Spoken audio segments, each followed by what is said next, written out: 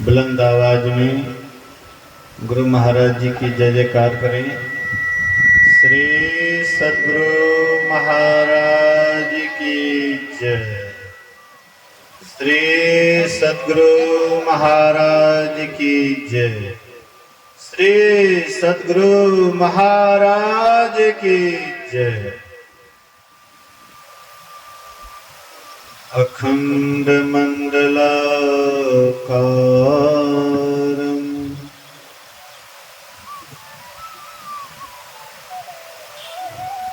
व्याप्तं येन चराचरं तत्पदं दर्शितं येन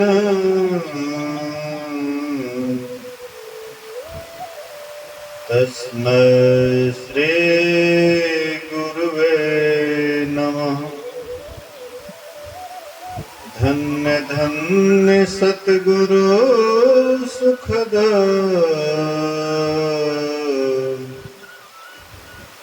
महिमा कहे ना जाए। जो कुछ कहा तुम्हारी कृपा मोते कछो न बसाए। समवेत समादरणीय सज्जन वृंद, आदरणीय माताओं तथा भक्ति मती बहनों,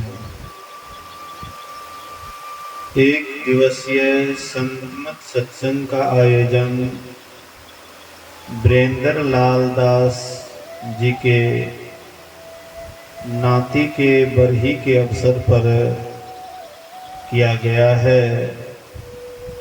पूर्वाहन कालीन सत्संग भी हुआ था। अभी हम लोग अपराहन कालीन सत्संग में बैठे हुए हैं। यूँ तो लोगों की उतनी संख्या नहीं है, फिर भी भगवान श्री राम जो उपदेश दिए थे उससे ज्यादा आदमी है। बोलिए श्री सद्गुरु। भगवान श्री राम जो उपदेश दिए थे तो कितने आदमी थे? हैं? सबरी, लक्ष्मण, भगवान राम, कुल मिलाकर के 3 आदमी। एक उपदेश करने वाले और 2 सुनने वाले। यहाँ पर गिनती करते हैं तो बहुत हो जाता है। ब्रह्मा जी जब 4 पुत्र को पैदा किए, सर्वप्रथम सनकादि ऋषि को, तो उसको बोले कि जाकर के तपस्या करो। और जब ये चारों तपस्या करके लौट रहे थे तो नारद बाबा रास्ते में मिल गए। नारद बाबा कहते हैं कि तुम इतना तपस्या करके फिर कहाँ जा रहे हो? बोले घर गृहस्थी बसाने के लिए। बोले कि इतना तपस्या करके अब फिर वही झंझट, क्या झंझट में पड़ते हो? अरे ध्यान भजन करते हुए, परमात्मा की भक्ति करते हुए जीवन को बिताओ, ये सबसे बढ़िया उत्तम जीवन।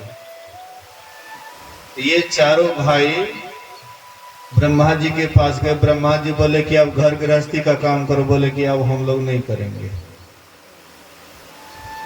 तो तुमको किसने भड़काया? बोले कि नारद जी।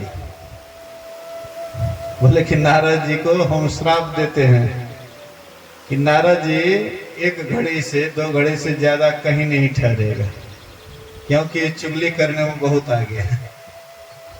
हालांकि रास्ता बतलाते थे सही, लेकिन ब्रह्मा जी के मन के मुताबिक नहीं हुआ। सब अपना अपना मन के मुताबिक सोचते हैं। जैसा बाप माँ होता है तो बाप माँ कहते हैं कि मेरा बाल बच्चा मेरे जैसे बने। कोई माँ बाप कहता है कि महात्मा जैसे बन जाए, मेरा बाल बच्चा सन्यासी महात्मा जैसे बन जाए, गुरु महाराज जैसे बन जाए। नहीं मन में होता है। चाहे आप जैसे हैं सोचिएगा कि मेरे जैसे बाल बच्चा हो। तो ब्रह्मा जी जो काम करते थे, जिस काम में व्यस्त रहते थे, तो अपना बाल बच्चा को भी वही ज्ञान देते थे, तुम भी यही करो। लेकिन बाल बच्चा का आंख खोलने वाले मिल गए, बोले कि काहे के लिए तुम उधर परेशान होने के लिए जा रहे हो, ऐसे ही संसार में लोग परेशान हैं और तुम और परेशानी मोल ले रहे हो, इससे बढ़िया भगवान की भक्ति करो, ब्रह्म ज्ञान दो, ब्रह्म ज्ञान सुनो। तो चारों भाई वही काम करने लगे। तो जहां सत्संग होता था तो एक भाई ऊपर बैठ जाते थे, 3 भाई श्रोता हो जाते थे और सत्संग शुरू करते थे जंगलों में। बोलिए तो, जंगलों में सत्संग शुरू कर देते थे और जंगल में 3 ही श्रोता, 1 वक्ता, यहाँ पर तो उससे बेसी है। बोलिए श्री सद्गुरु। तो जो भी है कम नहीं है, हम विशेष की तरफ नहीं जाएं, हाँ, लेकिन मूल चीज को कम भी आदमी ग्रहण कर ले तो उससे बहुतों का कल्याण हो सकता है। लेकिन मूल चीज को ग्रहण करे तब, थोड़े में भी लोग अगर सही ज्ञान को धारण करे तो धीरे धीरे लोग विशेष ज्ञान को प्राप्त कर सकता है। तो इसलिए हम आप सुन रहे थे अभी, हाँ, नवधा भक्ति के प्रसंग को। भगवान श्री राम वनवास आए हैं और सबरी के आश्रम में आए हैं। सबरी के आश्रम में भगवान राम आए, लेकिन भगवान राम की प्रतीक्षा बहुत ऐसे ऋषि मुनि थे जो प्रतीक्षारत रहते थे कि हमारे यहाँ ही भगवान राम आएंगे, लेकिन भगवान राम पहले सबरी माँ के ही आश्रम में पधारते हैं। क्या कारण था? क्या विशेषता थी माँ सबरी के यहाँ? माँ सबरी के पास क्या विशेषता थी? खूब बढ़िया घर था रहने के लिए, एयर कंडीशन, या विशेष, हाँ, उनके पास बैंक बैलेंस था, या बाल बच्चा खूब जरगर था सबरी को? सबरी पूर्व जन्म में खिखिरनी थी, बाढ़ से नहीं देखते हैं। खिखिरनी को बाढ़ से उतना नजर नहीं आता है, अब लगता है बाढ़ है, उसको नींव पोछ करके चला गया कि क्या पता नहीं। लेकिन बाढ़ से नहीं देखते हैं। उसके पहले, बाढ़ के पहले खिखिरनी, सुबह शाम उसका आवाज सुनने के लिए मिलता था, लोग देखते भी थे। अब नहीं दिखाई पड़ता है। उससे पहले गिद्ध तो लोग बहुत आदमी देखते थे, लेकिन गिद्ध भी कहाँ चला गया? हाँ, कोई कहता है कुछ, कोई कहता है कुछ।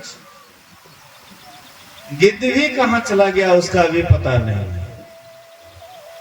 मतलब लगता है कि 84 लाख योनियों में भी कुछ कमी आने लगी है, परमात्मा के सृष्टि में भी कुछ कुछ कमी आने लगी है। कोई कोई जीव, हाँ, कोई कोई योनि देखने के लिए नहीं मिलता है, पहले बहुत देखने के लिए मिलता था ना। जहाँ कहीं भी हमको लगता है कि वो जो है ना पंछी वाला गिद्ध मनुष्य में घुस गया। गिद्ध जो है, मवेशी मरता था तो गिद्ध जाता था, ढेर गिद्ध जमा हो जाता था मवेशी, मरे हुए मवेशी को खाने के लिए। अब मवेशी, मरा हुआ मवेशी अब मिले में कटता है, मरने वाला होता है तो सीधा मिल भेज देता है। तो इसी में घुस गया है गिद्ध, इसलिए गिद्ध अब दिखाई नहीं पड़ता है। बोलिए श्री सद्गुरु। मनु सबसे गया गुजरा है, जितना पढ़ा लिखा हो रहा है और गोबर गणेश हो रहा है। जितना पढ़ता लिखता है उतना गोबर गणेश होते जा रहा है। जिस खानदान में मांस मछली पहले नहीं खा रहा था, उस खानदान में मांस मछली खाता है।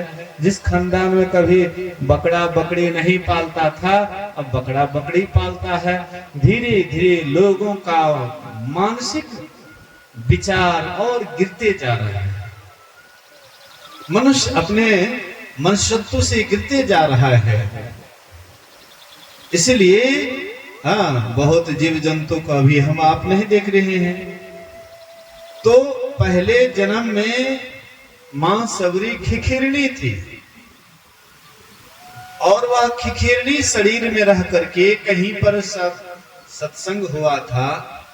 हाँ, संत महापुरुष आए हुए थे, उनका जूठन प्रसाद जो लोग गड्ढे में फेंकते हैं, वही गड्ढे में जूठन प्रसाद वह खिखिरनी खाई।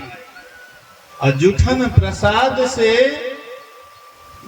उसका विशेषता कहिए, चमत्कार कहिए, या संतों की कृपा कहिए, वह खिखिरने वाला शरीर से सीधे राजकन्या वाला शरीर में चले जाते हैं।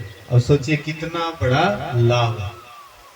84 लाख योनियों में भ्रमण कर रहा था, खिखिरनी वाला शरीर में था, जिसको हम आप देखते थे कोड़रिया लोग मार मार करके भाला में लटका करके ले जाते थे, खाते थे। वह खिखिरनी वाला शरीर से सीधा शरीर छोड़ती है और सीधा राजकन्या वाला शरीर में चले गए। राजकन्या कोई राजा की कन्या होकर के जन्म ली, बड़ी होती है, किसी राजकुमार से शादी हो जाता है। वहां जाने के बाद उनके अंदर भक्ति का जो बीज उसी जन्म में पड़ गया था, जिस कारण से खिखिरनी से सीधा मनुष्य शरीर में राजकन्या होकर के आई। वह संस्कार धीरे धीरे उदित होने लगा, वह उदय होने लगा। वह संस्कार जब उदय होता है तो वह सत्संग खोजने लगी, साधु महात्मा का संग खोजने लगी। बोलिए श्री सद्गुरु। भक्ति वाला संस्कार जब आपका उदय होता है तब आप सत्संग ध्यान खोजते हैं, साधु संग खोजते हैं। और जब आपका संस्कार नीचे गिरने लग जाता है तब धन संपत्ति, घर परिवार इधर उधर जंजाल में ही धीरे धीरे बनते जाते हैं। अब भक्ति का संस्कार उदय होता है तो कहीं भी आप रहते हैं, घर गृहस्थी में रहते हैं या कहीं भी रहते हैं, आपके अंदर में सत्संग ध्यान से प्रेम हो जाता है। और जहां कहीं भी सत्संग ध्यान का नाम सुनते हैं वहां आप चले जाते हैं। ये आपके अंदर भक्ति का संस्कार बता रहा है कि आप क्या खोज रहे हैं। तो मां सबरी के अंदर में भी वह जब संस्कार उदय हुआ तो राजकुमार से कहते हैं कि मेरी इच्छा होती है सत्संग में जाने की। और बड़े राजकुमार हैं, राजा महाराजा, उसके यहाँ से कोई राजकुमारी, कोई रानी जाए कहीं पर, उसको बड़ा प्रतिष्ठा हो पड़ता था। तो एक भवन बना दिए, सत्संग भवन बना दिए। हाँ, अंदर में एक महात्मा संजोग से आ गए, थोड़ा पहुंचे हुए महात्मा थे। हाँ, उच्च दर्जा के महात्मा थे, ध्यान भजन में ऊंचे चढ़े हुए थे। वे पहुंच गए, और वे पहुंच गए तो उनकी सेवा ही बहुत बढ़िया से की, मन लगा करके सेवा की। महर्षि साहिब स्वामी जी महाराज कहते हैं, सेवा से सद्गुण हैं आते, जिससे जीवन सुखमय होता, और जिसमें है सेवा भाव नहीं तो साही सुख चैन कहां होगा। कहते हैं सेवा से सद्गुण है आते, सेवा जो करते हैं उनके अंदर सद्गुण आ जाता है। आपके अंदर हम आप जो सेवा करते हैं बड़े बुजुर्गों की, उससे उनका सद्गुण आता है हमारे अंदर में। नहीं तो सेवा क्यों किया गया, क्यों करते हैं लोग सेवा। अखिल भारतीय सत्संग हो रहा था पटना में, और वहां पर शंकराचार्य मत के एक स्वामी अध्यात्मानंद या ऐसे ही नाम वे महात्मा जी का था। वे जब आए वह अखिल भारतीय सत्संग में, तो संतमत के जो भी साधु महात्मा थे अपना अपना चप्पल जहां तहां रख करके मंच पर चले गए। और वे हेलीकॉप्टर से जैसे उतरे तो सब महात्मा का अपने गमछे से सब महात्मा का चप्पल बढ़िया से साफ करके सहज लगा लगा करके रखने लगे। देखिए, इधर मोटरसाइकिल भी महात्मा को नहीं मिलता, वो हेलीकॉप्टर से आया। हेलीकॉप्टर वाला महात्मा क्या करते हैं, तो अपने गमछी से सब महात्मा का चप्पल जूता साफ करके सज लगा करके रखने लगे। लोग देखते हैं, कहते हैं महाराज जी ये क्या कर रहे हैं आप, इतने बड़े महात्मा होकर के ये आप क्या कर रहे हैं? बोले कि साधु का सेवा बड़ा भाग्य से मिलता है। बोलिए श्री सद्गुरु। साधु की सेवा बड़ा भाग्य से मिलता है। ये सबके समझ में आएगा थोड़े। लोग तो निंदा करते हैं साधु के सेवा करे छे। देखो देखो साधु के सेवा करे छे, मनुष्य के सेवा करे छे। मनुष्य की सेवा करने से की हेते? तब भगवान कहियो आवे छे कि हमर सेवा कर। मनुष्य के रूप में तो भगवान छे, मनुष्य के रूप में भगवान है, जिनके अंदर में सद्गुण है, आपको सही मार्ग बतलाता है, सुमार्ग दिखाता है, अच्छा रास्ता दिखाता है, तो समझ जाइए उसी में भगवान है। भगवान और कहां से आता है? कहीं ऊपर से टपकता है क्या? कहीं ऊपर से टपकता नहीं है। राम भगवान अच्छा मार्ग दिखाए तो लोग उसको भगवान मानने लगे। तो हम आपकी ही जैसे तो मनुष्य थे, हैं? क्या थे? मनुष्य मनुष्य के जैसे चलते फिरते थे, खाते पीते थे, सब कुछ करते थे। भगवान कृष्ण सुमार्ग दिखाए, अच्छा रास्ता दिखाए, अपना भी उस रास्ता पर चले, उसको लोग भगवान मानने लगे। हम आप में भी वही चीज है, दूसरा और कोई नहीं है।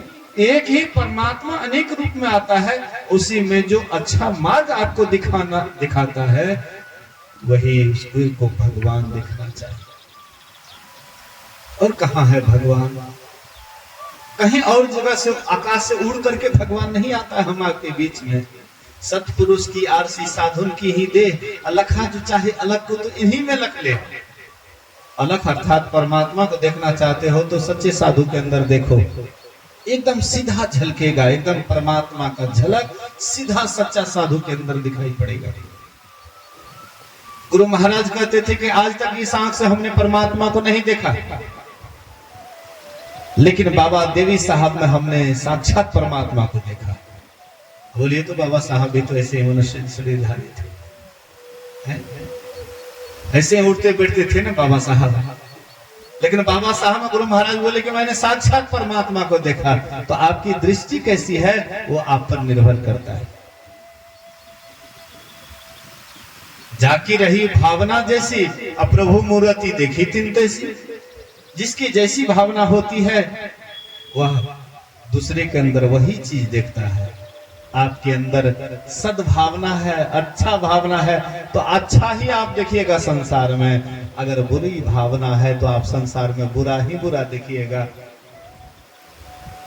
गुरु द्रोणाचार्य बोले एक बार महाराज युधिष्ठिर से, महाराज युधिष्ठिर से बोले गुरु द्रोणाचार्य बोले कि तुम भर दिन में तुम दुष्ट को खोज करके लाओ। हाँ, जो दुष्ट होता है, जो कदाचारी होता है, जो बिल्कुल लुच्चा लफड़ होता है, दिन भर में तुम दुष्ट को खोज करके लाओ। किसको बोले? युधिष्ठिर जी महाराज से, धर्मराज युधिष्ठिर जी महाराज से बोले कि तुम दुष्ट को खोज करके लाओ। बोलिए श्री सद्गुरु महाराज के। और इनसे बोले, दुर्योधन से बोले, दुर्योधन से बोले कि तुम भर दिन में सज्जन को खोज करके लाओ। देखिए, सज्जन आदमी को बोले दुर्जन को खोज करके लाओ, अब दुर्जन को बोले सज्जन को खोज करके लाओ। भर दिन दुर्योधन पूरा राज्य छान डाले, इनको कोई सज्जन नहीं मिला। दुर्योधन को कोई सज्जन नहीं मिला और धर्मराज युधिष्ठिर को कोई दुर्जन नहीं मिला, कोई दुश्मन नहीं मिला, सब सज्जने नजर आता था। आपकी जैसी भावना होती है, आप संसार में सबको उसी तरह से देखते हैं। आपकी भावना अगर पवित्र है तो दुष्ट में भी आपको पवित्र आत्मा का ही दर्शन होगा। रामकृष्ण परमहंस जी महाराज वेश्या के गली से गुजर रहे थे। बोलिए श्री सद्गुरु। वेश्या की गली समझते हैं ना? वेश्या, वेश्या की गली से मतलब दोनों तरफ वेश्या का ही घर। और उस गली से गुजर रहे थे। राम कृष्ण परमहंस जी महाराज कहते थे, वाह माँ तुम भी क्या क्या लीला करती है। देखिए हम आप देखेंगे कहेंगे खराब है, गया गुजरा है, वेश्या है, नालायक है, पापिन है, दुराचारी है, लोगों को नाश करती है, मतलब बहुत सारी बात उनके संबंध में बोलेंगे। लेकिन राम कृष्ण परमहंस क्या कहते थे? देखिए उनकी कैसी दृष्टि थी। कहते वाह माँ तुम भी क्या क्या लीला करती है, गली में वेश्या का रूप बना करके संसार को ठग रही है। वाह माँ तू क्या क्या लीला करती है। देखिए तो दृष्टि पर निर्भर करता है। आपकी जैसी पवित्र भावना होती है आप सब में उसी पवित्र का दर्शन करते हैं, और अपवित्र भावना होता है आप सब में वही अपवित्रता का दर्शन करते हैं। अच्छे लोग में भी आप बुराई खोज लेंगे। आपकी दृष्टि जब खराब है अच्छे लोग में भी बुराई खोज लेंगे, और आपकी दृष्टि अगर अच्छी है तो बुरे लोग में भी अच्छाई खोज लेंगे। प्रत्येक मनुष्य के अंदर कुछ ना कुछ अवगुण है और कुछ ना कुछ गुण है। प्रत्येक मनुष्य, सृष्टि में जितने भी मनुष्य हैं या कोई भी जीव जंतु हैं, सबके अंदर कुछ ना कुछ गुण है, कुछ ना कुछ अवगुण है। इसी का नाम तो मनुष्य है। गुण अवगुण सना हुआ ये सृष्टि है। इस सृष्टि में कोई जो कहिएगा कि बिल्कुल गुण ही गुण हो अवगुण ना हो, जब भगवान राम में भी लोग अवगुण खोज लिए, और किसको छोड़िएगा? किसको छोड़ेंगे बोलिए? तो राम में उंगली, राम को उंगली नहीं दिखाए हैं? मैं बैरी सुग्रीव प्यारा है, मैं बैरी हो गया सुग्रीव प्यारा हो गया। दोस्त कवन नाथ मोहि मारा, कौन सा मेरा दोस्त था कि आपने हमको मारा? उंगली दिखा दिया। ऐसे देखने वाले दिखाने वाले बहुत हैं, खोजने वाले बहुत हैं, लेकिन आपकी कैसी दृष्टि है आप अपने दृष्टि पर निर्भर कीजिए। मेरे कहने का मतलब है तो मां सबरी उस पहुंचे हुए महात्मा सच्चे साधु का सेवा की।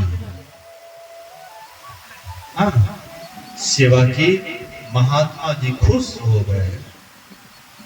पूर्व जन्म में जो वह राजकन्या में थी, राजकन्या वाला शरीर में थी, उसमें बहुत बढ़िया से सेवा की, और सेवा करने के बाद महात्मा जी जब खुश हो गए तो पुत्री वरदान मांगो, मैं तुमसे बहुत प्रसन्न हूँ, बहुत खुश हूँ, वरदान मांगो। वह राजकन्या वाला शरीर में सबरी क्या मांगती है? कहती है अगर भगवान आप मुझसे खुश हैं, प्रसन्न हैं, तो हमारा ये जल्दी शरीर छूट जाए, ये सुंदर शरीर जल्दी छूट जाए। कहते ये कोनो वरदान है, ये तो श्राप है, अब तुम हमारी सेवा की है तो वरदान मांगने के लिए, बोले श्राप मांगने के लिए नहीं। बोले कि मेरे लिए ये वरदान है, ये सुंदर शरीर छूट जाए, नीच कुल में जन्म लो, कुरूपा होकर के जन्म लो, ताकि लोग मेरे तरफ नजर उठा करके नहीं देखे। सुंदर रूप होगा तो लोग हमारे तरफ नजर उठा करके देखेंगे। कहीं पर शादी हो जाएगी तो पति हर हमेशा अपनी नजर के सामने में रखेंगे। क्या करते? ध्यान। काहे ध्यान करती है? क्या जरूरत है ध्यान करने का? अब वो समझाने लगेंगे, मतलब कि तुम किसी के तरफ काहे न ख्याल करती है, मेरे तरफ ख्याल करो। इसलिए आप हमको यही वरदान दीजिए। महात्मा जी कहते जब तुम्हारी यही इच्छा है, अब मैंने तुम्हें वरदान मांगने के लिए कहा है, जो तुम मांगेगी तो चलो मैं वही देता हूँ। महात्मा जी आशीर्वाद दे दिए। उसका वह सुंदर शरीर जल्दी छूट गया और नीच कुल में वह आई, कुरूपा होकर के जन्म ली। नीच कुल में कुरूपा होकर के जन्म ली। हाँ, यहाँ जब आई तो पहले जन्म का तो संस्कार था ही। वह धीरे धीरे बड़ी होती है, शादी की योग्य होती है, तो चाहे रूपवती हो या कुरूपवती, माता पिता तो चाहते हैं कि मेरी बेटी का शादी हो जाए, हाथ पीले हो जाए। लेकिन थी तो कुरूपनी। सोचिए, ऐसे तो लोग शादी नहीं करेंगे, तो किसी लड़का को फुसला करके लाए। रातें भर में अमावस्या की रात थी, एकदम घनघोर अंधकार, डिबिया रोशनी उस समय में दिखाई भी नहीं पड़ता था बढ़िया से। मसाल जला करके रखते थे लोग, नहीं दिखाई पड़ता था। वही अंधकार में शादी होती है, बस भिनसरे निकाल दिए, विदा कर दिए, ले जाइए इसको, बलय को ले जाइए। अब ले जाने लगे, पूर्वा पछिया हवा चला, घूंघट गुजर जाता है। पहले के लोग घूंघट अभी भी काटते हैं, लेकिन आजकल की लोग नहीं काटते हैं। तो सबरी तो उस जवानी की थी, त्रेता युग की थी, पूरा घूंघट काढ़ी हुई थी। संजोग से तूफान या जोर से हवा आती है, घूंघट उजड़ जाता है। पति देव देखा, हे भगवान, ये चुड़ैल को ले जाकर के क्या करूंगा, ये भूतनी को ले जाकर के क्या करूंगा, बच्चे लोग देखेंगे डरेंगे। अब जिसको देख करके बच्चे लोग डरेंगे, वो कैसी रूपवती थी, एक नंबर की कुरूपवती, दतून की। सोचे कि ये चुड़ैल से किसी तरह से पिंड छूट जाए।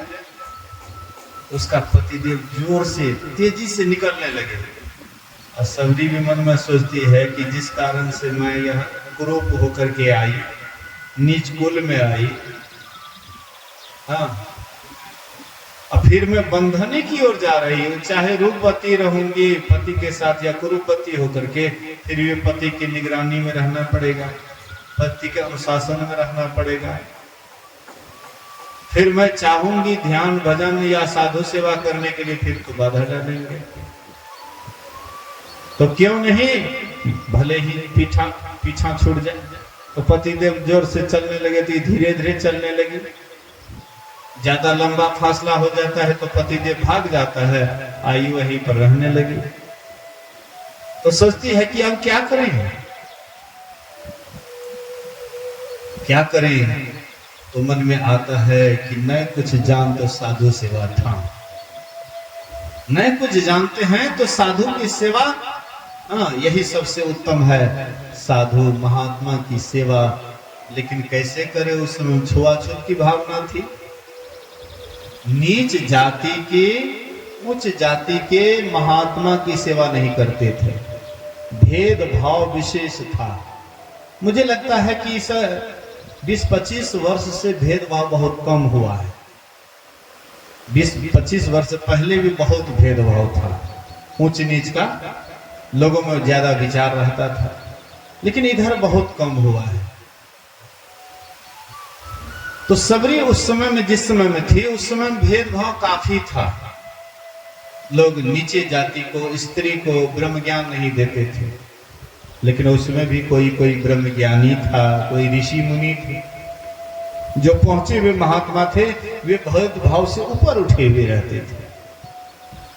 तो सबरी वहां पर रहने लगी, सोची क्या करें। तो कुछ महात्मा लोग जाते हैं तो पता लगाते हैं, तो वहां पर आश्रम था, कुछ महात्मा लोग रहते थे। तो सबरी 12 बजे रात को जाती थी सेवा करने के लिए, चौका चूल्हा जलावन वगैरह वगैरह जो भी सेवा करने योग्य था, और करके सूखी लकड़ी जमा करके सब कुछ व्यवस्थित कर देती थी, और चुपचाप 1-2 घंटा के अंदर अंदर चली आती थी। जब जब जब महात्मा लोग जगते थे, उससे पहले आ जाती थी। मतंग ऋषि का आश्रम था। शिष्यों ने शिकायत किया कि गुरुदेव कोई रात में आते हैं, सब सेवा सुरक्षा करके चले जाते हैं। बोले कि से देखो, पहरा करो, जग करके पहरा करो। तो रात में जग करके पहरा करने लगे, तो देखते हैं कि एक, हाँ, वही सबरी आई, सेवा सुरक्षा करने लगी। उसको पकड़ करके ले गए मतंग ऋषि के पास। जो पहुंचे हुए महात्मा होते हैं वह उनके चेहरा को देख करके उसको पता लग जाता है कि ये कितने संस्कारी है। बाबा देवी साहब जब गुरु महाराज को देखे तो समझ गया कि मैं ही दास, ये आगे चल करके बहुत आगे बढ़ेगा। देखने मात्र से पता लग गया। इसलिए बाबा साहब टकटकी लगा करके गुरु महाराज को देखते थे और गुरु महाराज टकटकी लगा करके बाबा देवी साहब को देखते थे। रामकृष्ण परमहंस जी महाराज को पता लग गया कि ये स्वामी विवेकानंद, हाँ, ये ज्ञान को देश विदेश में फैलाएगा। इसलिए रामकृष्ण परमहंस जी महाराज स्वामी विवेकानंद को टकटकी लगा करके देखे और स्वामी विवेकानंद रामकृष्ण परमहंस जी महाराज को टकटकी लगा करके देखे। गुरु शिष्य का जो नाता होता है ये जन्म जन्म का होता है, एक जन्म का नहीं होता है। तो हाँ, देखे जैसे मतंग ऋषि देखे सबरी को, समझ गए इनके पास बहुत संस्कार है और बोले कि बेटी तुम यहीं पर रहो। उनको एक झोपड़ी, एक कुटिया बना दिए। बोले कि तुमको यहाँ से कहीं नहीं जाना, ना तीर्थ करना है, ना व्रत करना है, ना उपवास करना है, कहीं तुमको नहीं जाना है। तुमको एक ही काम करना है, सुमरन ध्यान सत्संग करना है, बस। सत्संग नित और ध्यान नित, दो ही काम करो और कोई काम नहीं करना है। कोई तीर्थ व्रत उपवास, कहीं तीर्थ व्रत कुछ नहीं करना है, बस केवल एक ही काम करना है, सत्संग ध्यान करना है। सुमरन ध्यान करो, बढ़िया से सत्संग करो, बस इसी से तुमको भगवान राम आएंगे दर्शन देने के लिए। कहीं जाने की जरूरत नहीं है, स्वयं भगवान तुम्हारे पास आएंगे। राम को खोजने के लिए अयोध्या नहीं जाना है, राम जी ही स्वयं आएंगे तुमको जंगल में खोजते हुए। भक्त का आवाज ठीक है, मतलब अभी लाइन चल गए तो खाली स्पीकर बोल रहे थे, लाइन देते तब आवाज आए थे। बोलिए प्रेम से श्री सदगुरु। तो सबरी से बोले उनके गुरुदेव कि तुमको कुछ भी नहीं करना है, कहीं नहीं जाना है, केवल तुमको सुमरन ध्यान करना है। सबरी विश्वास पूर्वक वही काम करेंगे। हम आपको विश्वास नहीं होता है, गुरु महाराज कहते सत्संग करो, ध्यान करो, तो हम लोग कहते छोटी चांद अर्घ नहीं दे रहा है, छठी माई का अर्घ नहीं दे रहा है, छोटी चांद के दर्शन नहीं कर रहा है, सजना क्या जेले। तो हम आप तो प्रथा को निभाते हैं, हम आप जो पूर्वज लोग कर आए हैं उसको निभाते हैं। सबरी उनसे ऊपर उठी हुई थी। उनको एक ही काम था कि सत्संग ध्यान नियमित रूप से करना, मन लगा करके यही काम करती थी। और यही काम करते करते सबरी इतना आगे बढ़ गई, इतना आगे बढ़ गई, और समय भी काफी लगा, समय भी काफी लगा, लेकिन उनको गम नहीं था। दिन प्रतिदिन उनके अंदर प्रेम बढ़ते जाता था।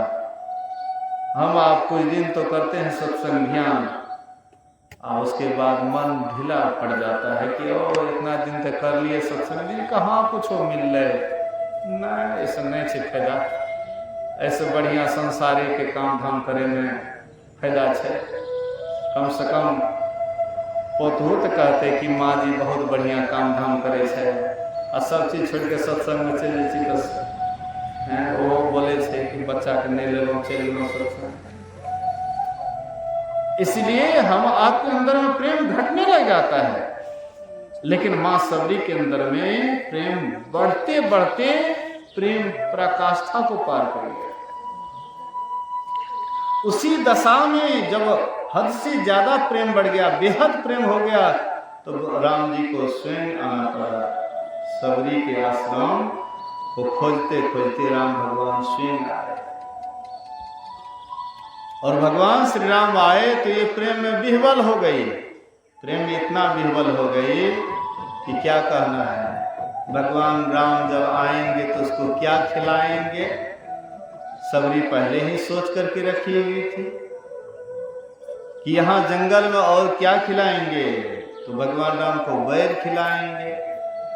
अब बैर भी खट्टा नहीं होना चाहिए, हाँ मीठा होना चाहिए। तो मीठा कैसे पता लगेगा कि खट्टा है कि मीठा है? तो चख लेती थी, चखती थी, जो मीठा लगता था तो उसको रखती जाती थी, और जो खट्टा लगता था उसको फेंक देती थी। चक चक करके रखी।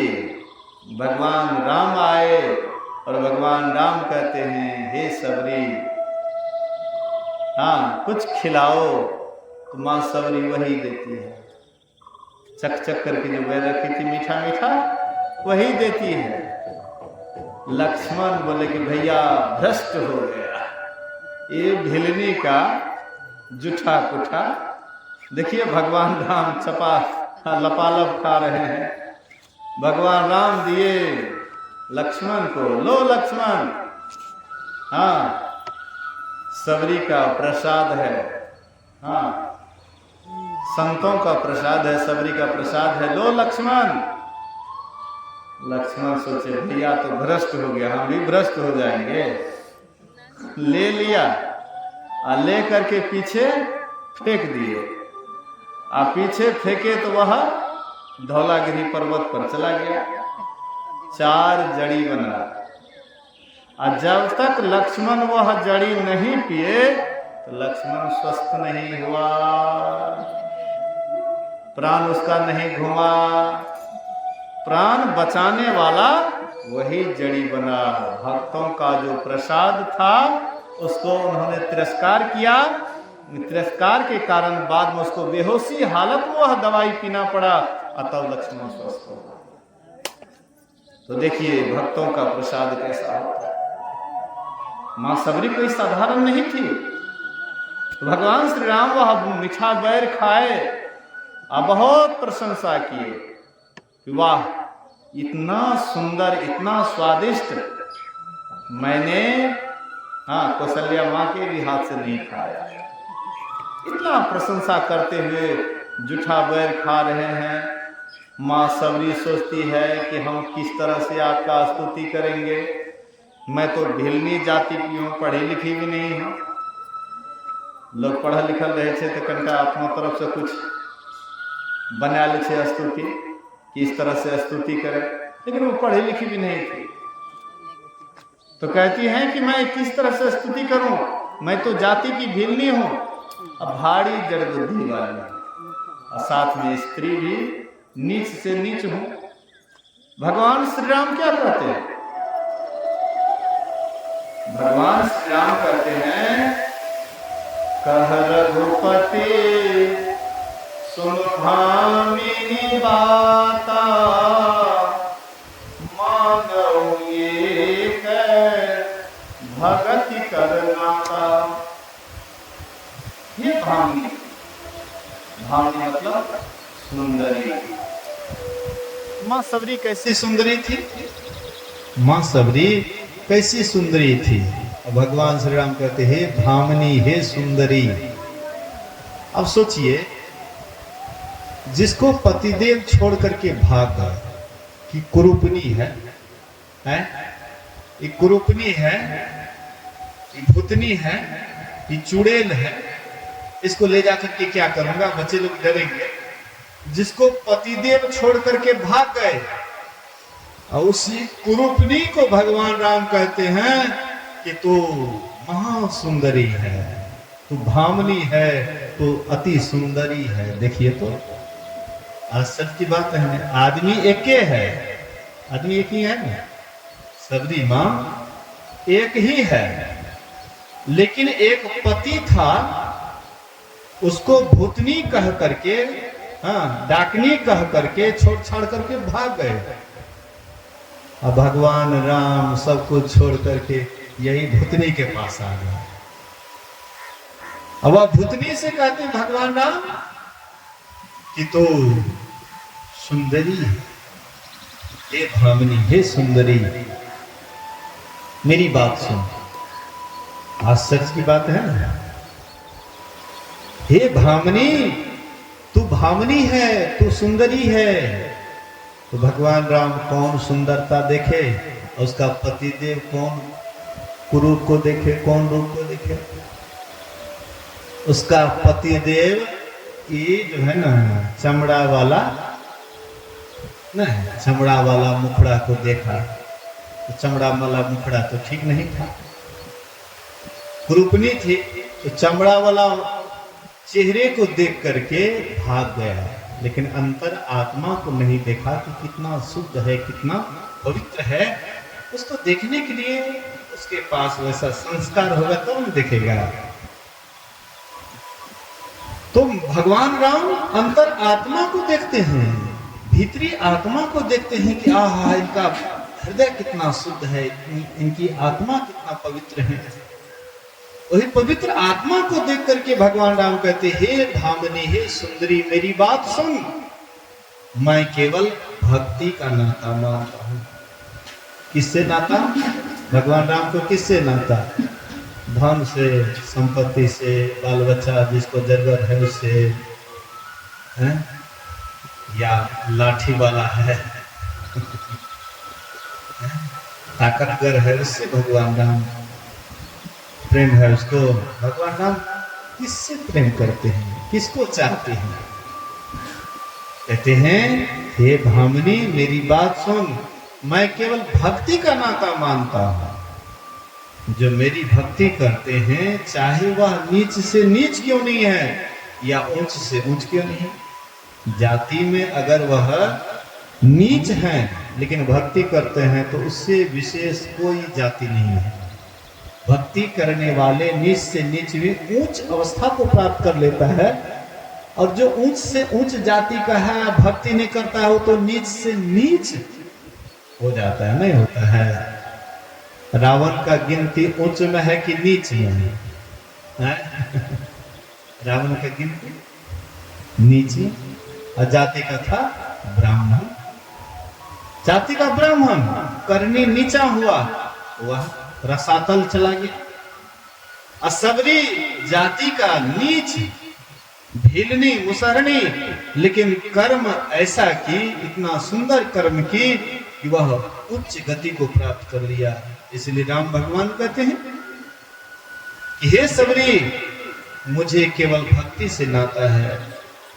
जाति पाति कुल धर्म बड़ाई, धन बल परिजन गुण चतुराई, भगतिहीन नर सोहई कैसा, बिनु जल बारी दे देखिए जैसा। भगवान राम मां सबरी से कहते हैं, सबरी,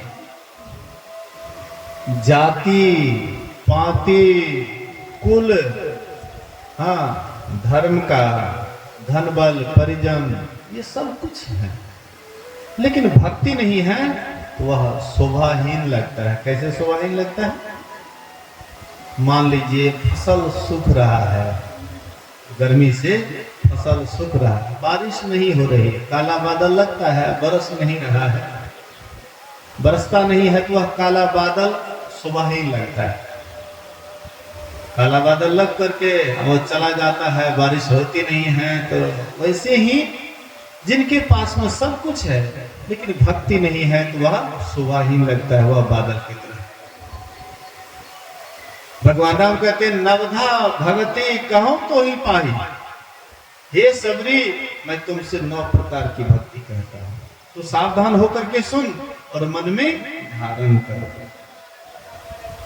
पहले सावधान होकर के सुनना पड़ेगा।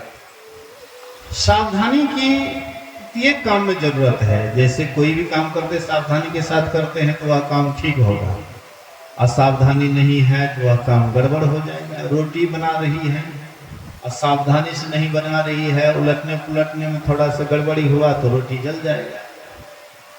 चावल बना रही हैं, बढ़िया से देख रेख नहीं की तो गीला हो जाएगा।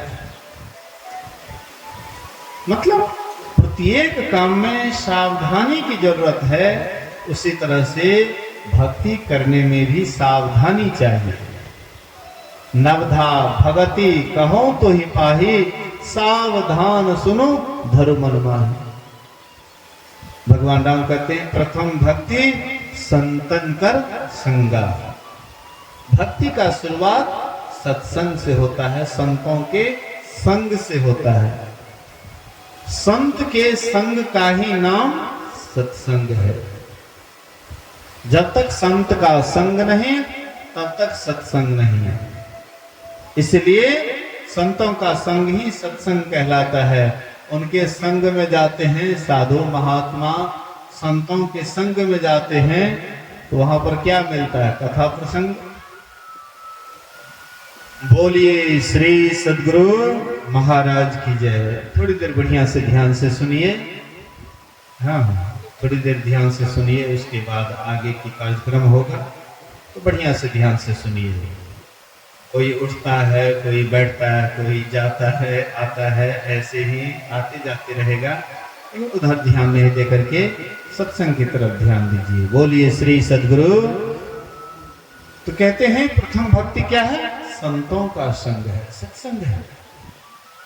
दूसरी भक्ति कथित, मेरी कथा की चर्चा में प्रेम। जब साधु संतों के साथ में जाइएगा वहां पर कथा प्रसंग सुनने के लिए मिलेगा। परमात्मा की भक्ति कैसे करोगे, परमात्मा को कैसे प्राप्त करोगे, कौन सा सुमरन करोगे, किस नाम का सुमरन करोगे, किस नाम का ध्यान करोगे, किस रूप का ध्यान करोगे, किस तरह से ध्यान अपने अंदर में लगाना है, आदि आदि बातें, कथा प्रसंग जो होता है, ब्रह्म ज्ञान की जो बात होती है, कहते हैं कि उसको ध्यान से जो सुनते हैं तो यही हो गया दूसरी भक्ति। तीसरी भक्ति गुरु के चरणों में, चरणों की सेवा करनी। तो गुरु की चरण की सेवा एक होता है चरण दबा करके सेवा, एक होता है उनके आज्ञा का पालन, ये भी सेवा है। आज्ञा समना सुसाहिब सेवा, बड़ों के आज्ञा का पालन करना ये सबसे बड़ी सेवा है। उनका हाथ पर दबाना ये भी सेवा है। बड़े हैं, गुरुजन हैं, माता पिता हैं, इनके आज्ञा का पालन ये भी सेवा है। उनके चरण को, पैर को दबाना ये भी सेवा है। दोनों तरह की सेवा हो तो सोना में सुगंध है। अगर चरण किसी का दबाते हैं तो अहंकार हमारे अंदर में घटता है। माता पिता की सेवा करते तो अहंकार घटता है। कितने लोगों को लाज आती है कि माता पिता की सेवा कैसे करें, लोग देखेंगे क्या कहेंगे। लेकिन लोग देख रहे थे जब आपकी सेवा वो कर रहे थे, तो जब आपका लालन पालन कर रहे थे तो लोग देखने के लिए आते थे। अब आपको लाज आता है कि माता पिता की सेवा करेंगे तो लोग देखेंगे क्या करेंगे। दूसरे की तरफ ध्यान नहीं दीजिए, अपना स्वयं सेवा कीजिए। तो उनके आज्ञा का पालन करना ये भी सेवा है, और उनके चरण को दबाना, उनके देह हाथ को दबाना। कभी थक जाता है, कभी उनके मन में होता थोड़ा सा सेवा कर दे, तब भी करना चाहिए। ऐसा नहीं कि अहंग अग्नि हृदय से जरे, गुरु से चाहे मान, तिनको जब न्योता दिया वो हमरे मेहमान। ऐसा नहीं करना चाहिए। मन में अहंकार जितना ही आपके हमारे अंदर में कम हो, उतना ही जीवन और सुंदर बनता है। तो ये है तीसरी भक्ति। चौथी भक्ति मेरे गुणों का गान करना। हाँ, प्रभु परमात्मा संत महापुरुष का गुणगान करना, ये भी उनकी सेवा है। सत्संग में से गए, अपने बाल बच्चा को भी कुछ सुनाए, सुमार्ग दिखाए, ये भी सेवा है। ये चौथी भक्ति हो गई। पांचवी भक्ति मंत्र जो आपको मिला है गुरु के द्वारा, गुरु प्रदत्त मंत्र का जो जाप मिला है, उसको दृढ़ विश्वास के साथ आप करते हैं, पूरी विश्वास के साथ, लगन के साथ करते हैं। यही आपकी पांचवी भक्ति हो गई। छठी भक्ति हो गई इंद्रियों का दमन, इंद्रियों के विषयों की तरफ से रोकना। कैसे रोकिएगा? जबरदस्ती कीजिएगा तो फिर वह यह मन जो है ना, आप ही के ऊपर चढ़ जाएगा। तो इसको कैसे स्वाभाविक मोड़ दें? तो संत महापुरुष कहते हैं कि हमारा ख्याल, हमारा मन दृष्टि के साथ जुड़ा हुआ है। जहां दृष्टि रहती है वहीं पर मन रहता है, और जहां पर मन रहता है वहीं पर दृष्टि रहती है। हम आपको देख रहे हैं तो आप ही पर हमारा मन है, आप हमको देख रहे हैं तो आपका मन मेरे ऊपर, या दृष्टि हम देख रहे हैं और मन कहीं और जगह है, तो दृष्टि आपका देखते हुए भी अनदेखा कर रहा है। मान लीजिए हम देख रहे हैं लेकिन देखते हुए भी देखना गौण हो जाता है और ख्याल कहीं और जगह चला जाता है। तो दृष्टि भी एक प्रकार की नहीं है। एक है जागृत की दृष्टि, दूसरे हैं मानसिक दृष्टि। मने मन कहीं चले गए, आप यहाँ पर हैं और मने मन कहीं चले गए, कहीं का चिंतन करने लगे, आपका ख्याल, आपकी दृष्टि वहीं चली गई, मन भी आपका वहां चला गया। तीसरी है जागृत दृष्टि, मानसिक दृष्टि, स्वप्न की दृष्टि। सपना में आप हम रहते हैं बिछावन पर और सपना आते हैं कि जंगल में घूम रहे हैं या कहीं शहर बाजार में घूम रहे हैं। सपना में आप सपना रहे हैं, ये हो गया स्वप्न की दृष्टि। तीसरी है, चौथी है दिव्य दृष्टि, अब पांचवी है आत्मदृष्टि। ये 5 प्रकार की दृष्टियां हैं। तो संत महापुरुष कहते हैं, संत महात्मा कहते हैं, ये ख्याल को, ये जागृत की दृष्टि को ध्यान के समय में एक जगह पर अगर हम ठीक ठीक लगा देते हैं तो सारा शरीर का जो एनर्जी है, शक्ति है, एक जगह एकत्र हो जाता है। तब ये इंद्रियों का दमन स्वाभाविक हो जाता है, करना नहीं पड़ता, जबरन नहीं करना पड़ता है, जबरदस्ती रोकना नहीं पड़ता, दमन नहीं करना पड़ता है, ये स्वाभाविक हो जाता है। लेकिन ये कब होता है? जब दोनों दृष्टि की धार एक होता है। काजर दिए से का भया, ताकन को ढंगना ही, ताकन को ढवना ही, ताकन की गति है न्यारी, एक टक लेवे ताकि सोई है पीर की प्यारी। जो एक टक देखने के लिए जानता है, टकटकी लगा करके, जो एक जगह देखने के लिए जानता है, उनके अंदर में लखत लखत लखी पड़े अकटे जम फंद है। जम का फंदा कट जाता है, जमराज उसको पकड़ने के लिए नहीं आएगा, जिनकी दृष्टि एक हो गई है। ये दृष्टियों की क्रिया से होता है। जो दृष्टियों की क्रिया बढ़िया से करते हैं उनके अंदर ये सब घटना घटती है। जब आपकी दृष्टि टिक जाती है तो अंधकार, घना अंधकार है, वह अंधकार नहीं रहता है, तब प्रकाश हो जाता है। प्रकाश में आपकी दृष्टि टिक जाती है तो वहां पर तब प्रकाश से आप शब्द में चले जाते हैं, और शब्द में जब आप जाते हैं तो वह शब्द आपको सीधे खींच करके परमात्मा से मिला देता है। तब आपके आवागमन का अंत हो जाता है। इस संसार में आपको आना नहीं पड़ता है, 84 का चक्कर नहीं लगाना पड़ता है, जन्म मरण के दुख से आप बिल्कुल निवृत्त हो जाते हैं। इसलिए छठी भक्ति इंद्रियों का दमन। छठदम शील विरति बहु कर्मा, निरत निरंतर सज्जन धर्मा, सातम सम्मोही मैं जग देखा, मोते संत अधिक कर लेखा। सातवें भक्ति समता प्राप्त करनी। जब तक दम का साधन नहीं तब तक सम का साधन नहीं, और जब तक सम का साधन नहीं तब तक परमात्मा की पहचान नहीं, और तब तक सिया राममय कहाँ देखेंगे? सबके अंदर तो वही देखेंगे, और उसी पड़ोसी में देखेंगे ही फलना है, ही चिलना है। लेकिन सिया राम में कब झलकेगा? जब साधना में ऊपर उड़ जाएंगे तब आप एक ही परमात्मा का दर्शन करेंगे सब में। सिया राम में सब जग जानी, करऊं प्रणाम जोड़ी जुग पानी। पूरा संसार को आप सिया राम में देख करके प्रणाम कीजिएगा। अचर चर रूप हरि सर्वगत सर्वदा, बसत इति वासना धूप दीजिए। अचर में चर में सब जगह वही एक ईश्वर का दर्शन कीजिएगा। लेकिन ये कब होगा? जब आप बढ़िया से लगन से साधना कीजिएगा। इस तरह से साधना करने पर 7वीं भक्ति में आप पारंगत हो जाएंगे। तब 8वीं भक्ति, 9वीं भक्ति तो इसका फल है।